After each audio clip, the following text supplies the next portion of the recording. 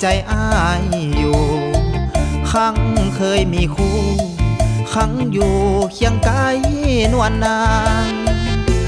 จากเจ้ามา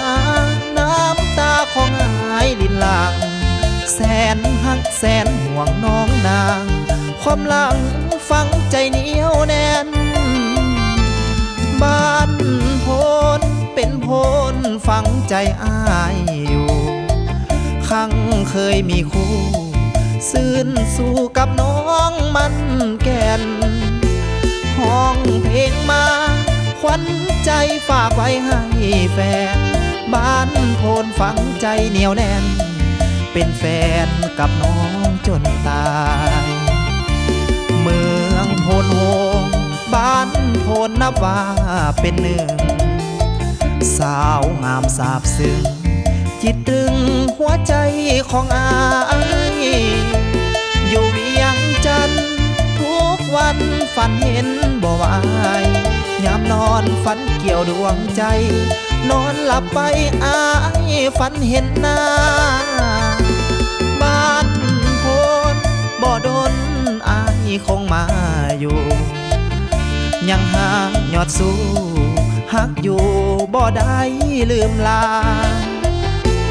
น้องจงคอยรอคอยอายมาวิวาปีนี้หรือว่าปีหน้าอายจะมาสู่ขอนวลนาง